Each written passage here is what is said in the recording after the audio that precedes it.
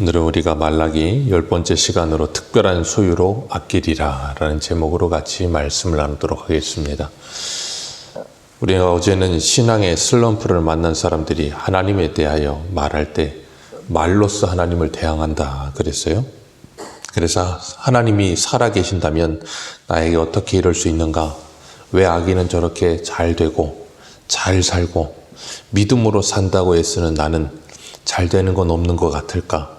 왜 나에게는 복을 주시지 않을까? 그러면서 이제는 예배를 드려도 소용없고 기도를 해도 소용없는 것 같다. 다 헛된 것 같다 라고 말을 하면서 하나님을 떠나기도 하고 불의하신 하나님이라고 생각하기도 하고 때로는 하나님을 원망하기도 하고 그런 어리석은 생각에 빠질 수 있다 그랬어요. 그러나 주님께서 우리에게 긍휼을 베풀어 주시면 그런 착각과 어리석음에서 돌이키게 될 줄로 믿습니다. 그리고 나면 하나님을 가까이 하는 것이 가장 복되다는 것을 알게 되고 하나님이 나와 함께 하심으로 복의 근원이신 하나님과 함께하는 복이 된 사람들로 살아갈 수 있게 된다. 그렇게 말씀을 드렸어요. 그래서 하나님을 예배하는 것, 기도하는 것, 그리고 하나님의 말씀에 순종하는 삶 자체가 복이라는 것을 우리가 영위하게 되는 것입니다. 그래서 이 땅에서 그 하나님의 나라를 바라보면서 잠시 고난이 있을 수도 있고 어려움이 올 수도 있지만 그 장차올 영광을 바라보면서 그 모든 것을 넉넉히 이기게 하신다 그랬어요. 그렇게 신앙의 냉소적인 사람들의 모습과는 반대로 오늘 보면 16절에 여호와를 경외하는 자들이 나옵니다. 여호와를 경외하지 않는 사람들과는 반대되는 사람들인데 그 사람들이 누리게 되는 복이 무엇인가 하면 여호와를 경외하는 것 그것 자체로 그 사람들은 이미 복을 받은 거예요. 하나님을 경외하며 하나님을 무서워할 줄 아는 사람, 그 삶이 절제되어지며 그리고 자동차로 비유하면 이 브레이크가 잘 되는 차를 탄 사람들의 모습과 같은 거예요. 그래서 이사야에도 보면 하나님의 말씀을 두려워하며 떠는 자 하나님께서 그들을 권고하시며 돌아보신다 그렇게 말씀하셨어요. 빌립보서의 사도 바울은 2장 13절을 보면 12절과 13절에 이렇게 말합니다. 그러므로 나의 사랑하는 자들아 너희가 나 있을 때뿐 아니라 더욱 지금 나 없을 때에도 항상 복종하여 두렵고 떨림으로 너희의 구원을 이루라. 아멘. 너희 안에 행하시는 이는 하나님이시니 자기의 기쁘신 뜻을 위하여 너희에게 소원을 두고 행하게 하시느니라. 그러니 인간 사도 바울이 있든지 없든지 그와 상관없이 하나님께서 살아계시며 그 하나님이 함께하고 계시며 지켜보고 계신다는 믿음을 분명히 가지라는 거예요. 그게 하나님을 경외하는 거죠. 그걸 우리가 히브리어로 하면 코람데오라고 해요. 언제 어디서 하나님 앞에 살고 있다. 누가 보든지 보지 않든지 하나님이 지켜보고 계신다. 그런 사람은 앞과 뒤가 다르지 않습니다. 겉과 속이 다를 수가 없어요. 왜? 하나님이 지켜보고 계신 걸 아니까요. 그래서 하나님을 경외하지 않는 사람은 하나님이 없다 말하고 하나님을 두려워하지도 않으며 자기 마음대로 삽니다. 그걸 저주라고 불러요. 그래서 로마서 1장 28절에 보면 그들이 마음에 하나님 두기를 싫어하며 하나님께서 그 상실한 마음대로 내어버려 두사 합당하지 못한 일을 하게 하셨다. 그냥 내버려 두시는 거예요. 그들이 자기 마음대로 하고 싶은 대로 하는데 하나님이 내버려 두신다? 그건 하나님이 유기하신 것일 수 있어요. 그리고 하나님의 택한 백성이 아닐 수 있다는 거예요. 그렇기 때문에 하나님을 경외하는 사람들은 오늘 본문 16절에 뭐라 그래요? 피차 말하기를 여호와께서 그것을 분명히 들으시고 여호와를 경외하는 자와 그 이름을 존중히 여기는 자를 위하여 여호와 앞에 있는 기념책에 기록하셨도다. 그렇게 말을 한다는 거예요. 그러면서 여호와를 경외하는 사람들이 피차 모여서 함께 분명히 하나님이 모든 것을 들으시고 보시며 그리고 하나님을 경외하고 하나님의 이름을 존중히 여기는 사람들 분명히 하나님의 생명책에 기록해 놓으셨다. 그리고 서로 권면하고 위로하고 그렇게 믿음으로 서기 위해서 애쓴다는 거예요. 그래서 히브리서 10장을 보면 23절에 이렇게 말해요. 또 약속하신 이는 미쁘시니 우리가 믿는 도리의 소망을 움직이지 말며 굳게 잡고 서로 돌아보아 사랑과 선행을 격려하며 모이기를 패하는 자들 패하는 어떤 사람들의 습관과 같이 하지 말고 오직 권하여 그날이 가까움을 볼수록 더욱 그리하자. 더욱 모이기를 힘쓰고 사랑과 선행을 서로 격려하며 믿음으로 굳게 서도록 도와주는 삶을 살아가는 것. 그런 사람들이 이 땅에서 믿음의 삼겹줄 되어서 서로 연결되어서 살아가고 있다는 거예요. 그래서 그런 사람들은 여호와 앞에 있는 무슨 기념책에 그 이름이 기록되어 있다는 겁니다. 한번 우리 계시록 20장 한 군데 한번 보겠습니다. 계시록 20장 12절. 다니엘서에도 그렇고 7장 같은 데도 보면 이런 책에 대한 말씀이 나오는데 계시록 20장 12절이 더 선명하기 때문에 계시록 20장 12절 한 군데 한번 보겠습니다. 같이 읽습니다. 시작.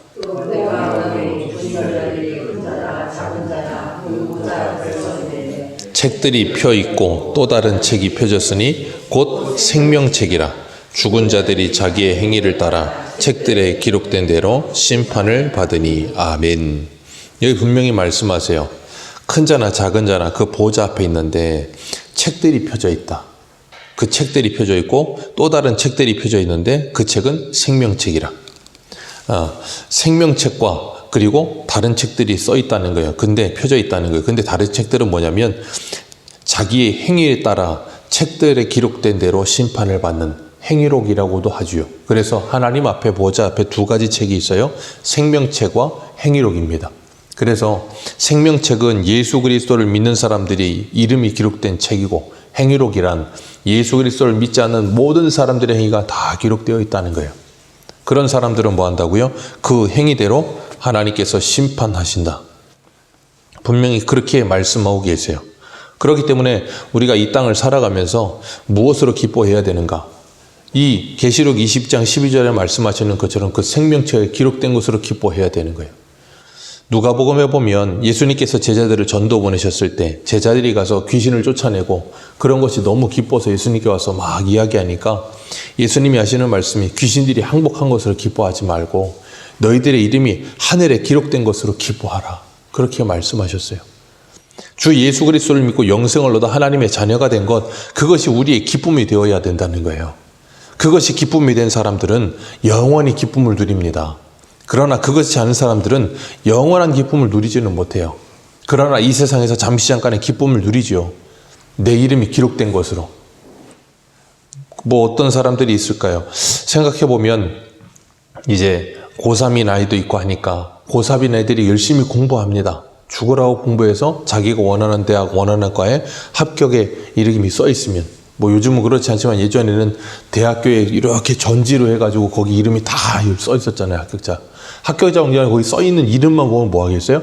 그것만으로 세상 날아갈 것처럼 기쁜 거예요. 자기가 3년 동안 고생한 그 고생의 보상을 받는 것 같으니까 너무 기쁜 거죠. 그리고 또 요즘은 좀 덜하지만 예전에는 내 집 마련이 그냥 인생의 목적인 사람들이 집 구하기 위해서 애를 쓰면서 집을 어떻게든 하나 딱 이름을 해서 등기등본 이름을 딱 적으면 어떻게 돼요? 그것으로 기쁜 거예요. 뭐 은행 대출이 얼마를 꼈던 그건 상관없고 일단 내 집이다. 그리고 내 이름이 써 있다. 그것만으로 얼마나 기쁩니까? 그런데 문제는 뭐냐면 그런 기쁨이 오래 안 갑니다. 오래 안 가요. 대학에 입학해도 입학하는과 동시에 그 기쁨은 사라집니다. 왜냐하면 공부해야 될 힘든 일이 기다리고 있으니까요. 그리고 집을 사도 그 잠깐은 기쁘지만 대출 갚는 고생으로 그 기쁨 다 사라집니다. 이 땅에서도 잠시 잠깐의 기쁨은 있어요. 그런데 그것이 계속되지 않아요. 그러나 하나님의 생명책에 이름이 기록된 사람은 영원히 기쁘다는 거예요. 그래서 사도 바울은 뭐라 그럽니까? 항상 기뻐하라. 항상 기뻐하라. 왜요? 하나님께서 예수 그리스도를 통해 너를 구원하시고 영생을 주셨다는 거예요. 영원한 생명을 주셨다는 거예요. 그것보다 기쁜 일은 없어요. 그래서 오늘 17절을 보면 17절 같이 읽습니다. 시작. 만군의 여호와가 이르노라. 나는 내가 정한 날에 또 사람이 자기를 섬기는 아들을 아낌같이 내가 그들을 아끼리니. 아멘. 하나님께서 하나님을 경외하는 자들을 특별한 소유로 삼을 것이다 그러셨어요. 하나님이 특별한 소유로 삼는다는 건 하나님께서 그 특별한 소유를 책임지신다는 거예요. 그래서 우리가 소유욕이라고 부르잖아요. 무엇인가를 소유하고 싶은 마음, 그리고 무언가를 소유했을 때 그걸 지키고 싶은 마음, 그게 소유욕이잖아요. 그게 바로 하나님이 가지고 계시는 성품이에요. 그래서 사람도 하나님의 성품을 닮아서 내 것이라고 하는 것이 내 손에 들어오면 그걸 어떻게 여겨요? 귀히 여깁니다.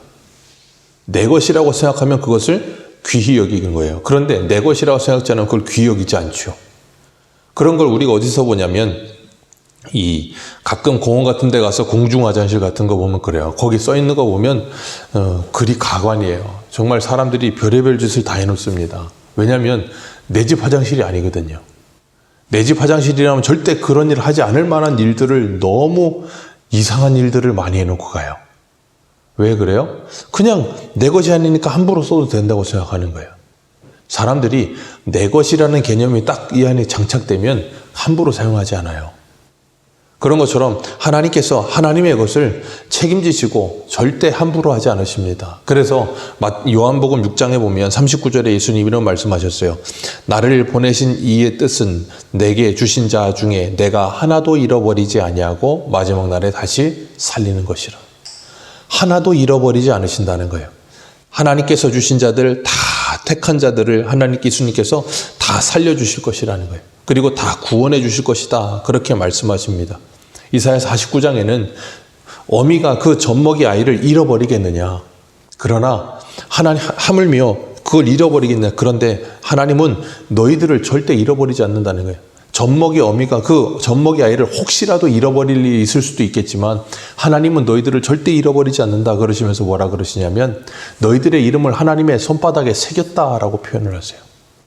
하나님은 우리 한 사람 한 사람을 기억하시고 우리를 특별한 소유 삼으셔서 하나님의 손바닥에 기록해 놓으시고 지키시고 책임지신다는 거예요. 그런 것처럼 그런 은혜를 받은 하나님의 사람들은 하나님을 어떻게 여기겠어요? 나의 특별한 소유로 여깁니다. 하나님이 내게 가장 귀한 소유가 되는 거예요. 그렇기 때문에 뭐예요? 17절에 나오는 것처럼 자기를 섬기는 아들을 아낌같이 내가 그들을 아끼리라 그랬잖아요. 그런 것처럼 하나님께서 우리를 특별한 소유 삼으시고 하나님이 우리를 아껴주시는 그 은혜를 받은 사람은 하나님을 나의 특별한 소유로 삼고 하나님의 이름을 아끼며 살아가요. 그게 구원받은 성도들의 마음의 자세와 태도라는 거예요. 그래서 하나님의 사랑을 받은 사람들이 그런 복을 누리며 사는 겁니다. 하나님을 특별한 소유로 삼아 하나님만 있으면 그것이 기쁨이 되고 즐거움이 되고 만족이 되는 사람들. 그리고 그 이름을 아끼며 그 이름을 망령되이 일컬지 않기 위해서 조심히 살아가는 사람들. 그게 바로 하나님을 두려워 떠는 경외하는 사람들의 모습이에요. 그런데 그렇지 않은 사람들은 어떻다고요? 하나님을 함부로 합니다. 하나님의 이름을 함부로 사용하고 하나님을 두려워하지도 않고 하나님을 특별한 소유로 삼지도 않아요. 하나님을 그냥 우리 여호수아에 보면 여호수아가 그러잖아요. 그 고별 설교하면서 뭐라고 그럽니까? 너희는 하나님과 그리고 이 땅의 신들 어떤 것이든 선택해라. 나와 내 집은 오직 여호와만을 섬기겠다라는 표현을 써요. 제가 그러면서 예전에 그거 말씀드렸죠. 여호와만과 여호와 도는 하늘과 땅의 차이라고. 한 글자 차이입니다. 그런데 수많은 잡신들 가운데 여호와도 섬기는 사람들이 있고 오직 한 분 여호와만 섬기는 사람들이 있어요. 왜요? 하나님이 내게 특별한 소유시거든요. 그런 사람들은 정말로 하나님을 귀히 여깁니다. 하나님의 이름을 아껴요. 그런데 그렇지 않은 사람들은 함부로 해요. 그런 사람들의 특징이 뭐예요? 하나님을 그렇게 귀히 여기지 않고 함부로 하기 때문에 다른 사람도 어떻게 대해요? 함부로 대합니다. 사람을 하찮게 여기고 사람을 하대하고 자기 밑으로 내려봐요. 그런 사람들은 절대 하나님을 경외하지 못해요. 그렇기 때문에 하나님을 함부로 하고 사람을 함부로 하는 사람들은 그 모든 관계가 어떻게 했어요? 다 파괴되어져 있어요. 그렇기 때문에 스스로 어떤 삶을 살아요? 지옥을 삽니다. 그게 우리가 보고 있는 주일 저녁의 대표적인 사울이에요. 모든 관계가 깨어진 사람. 그리고 18절을 한번 읽겠습니다. 오늘 보면 18절입니다. 시작. 그때에 너희가 돌아와서 의인과 악인을 분별하고 하나님을 섬기는 자와 섬기지 아니하는 자를 분별하리라. 아멘. 하나님께 돌아와서 의인과 악인을 분별하고 하나님을 섬기는 자와 섬기지 않는 자를 분별할 것이다. 이건 우리가 분별한다는 게 아니에요. 자연스럽게 분별되는 겁니다. 자연스럽게 분별이 돼요. 왜요? 그 사람의 삶을 보면 알아요. 분명히 제가 아까 말씀드렸잖아요. 하나님을 경외하는 사람은 사람을 귀히 여긴다고. 그런데 하나님을 경외하지 않는 사람은 사람을 함부로 대한다고. 예수님께서 마태복음 25장에 그러셨거든요. 양과 염소의 비유를 말씀하시면서 뭐라 그러셨어요? 지극히 작은 자 하나에게 한 것이 곧 내게 한 것이라. 그러니 양과 염소를 구별하는 방법이 정확한 거예요. 그러니 하나님을 경외하느냐 경외하지 않느냐는 뭘 보면 알아요? 그 사람의 평소의 행실과 말과 사람을 대하는 태도를 보면 알아요. 아, 이 사람이 하나님을 경외하는 사람이구나. 아, 이 사람이 정말 하나님을 두려워하는 사람이구나. 아, 이 사람이 하나님을 경외하지 않는 사람이구나. 금방 알 수 있습니다. 무슨 목회자가 대단한 무슨 점치는 사람들처럼 무슨 뭘 점쳐서 아는 거 아니에요. 그냥 보면 알아요. 그건 하나님이 사람을 대하는 태도를 통해 여실히 드러나게 하셨어요. 그래서 제가 늘 말씀드리잖아요. 한의사가 우리의 내면에 있는 질병들을 외적으로 드러난 모습들을 보면 금방 알 수 있듯이 하나님께서 눈에 보이지 않는 하나님을 사랑하는 사람을 눈에 보이는 사람을 사랑하는 모습을 통해 분명히 알게 하셨어요. 그래서 우리가 구원의 외적 확신이 뭐라 그랬어요? 성화, 예수 그리스도를 닮아감. 그것이 있느냐 없느냐를 보면 아, 이 사람이 구원받은 사람이거나 아닌가는 대충 압니다. 다는 모르죠. 그러나 대충은 알아요. 그래서 주님께서는 하나님을 경외하며 사랑하는 사람, 그리고 내 옆에 있는 사람을 소중히 여기는 사람, 그런 사람들은 어떻게 살겠어요? 당연히 그 어디나 하늘나라를 삽니다. 왜요? 모든 관계와 사람을 그리고 하나님을 귀히 여기며 정말로 소중히 여기기 때문에. 그럴 때 그렇지 않은 사람들은 모든 걸 아무렇게나 함부로 합니다. 오늘 우리는 하나님의 특별한 존재로 하나님께 여김을 받고 살고 계십니까? 그렇다고 한다면 우리는 하나님을 정말로 특별한 소유로 여기며 살게 될 거예요. 정말 우리는 하나님의 이름을 아끼며 살고 계십니까? 그러면 하나님께서 여러분들을 정말로 아껴주실 거예요. 그런 사람들은 하나님의 생명책에 기록되어 있을 것이고, 그런 사람들은 내 옆에 있는 사람들을 정말 특별한 존재로 생각하며 살게 될 겁니다. 그래서 사도 바울이 고린도전서 8장에 뭐라 그래요?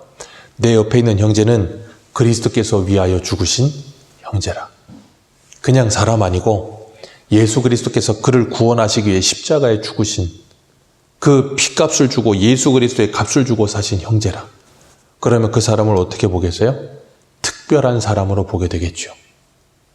그리고 내 가정을 하나님이 내게 맡기셨다라는 생각을 가지게 되면 내 가정을 특별한 눈으로 바라보는 눈이 생겨나겠죠. 오늘도 우리가 이 아침에 하나님께 기도하면서 하나님께서 나를 특별한 소유 삼아주시고 나를 아껴주신 그 사랑을 깨닫게 해주옵소서. 그리함으로 내가 정말 하나님을 나의 특별한 소유로, 그리고 하나님의 이름을 아끼며 하나님이 나에게 맡기신 모든 것들을 소중히 여기며 하루하루를 살아가는 하나님의 사람 되게 해주옵소서. 기도하시는 저와 여러분 되시기를 축복합니다. 기도하겠습니다.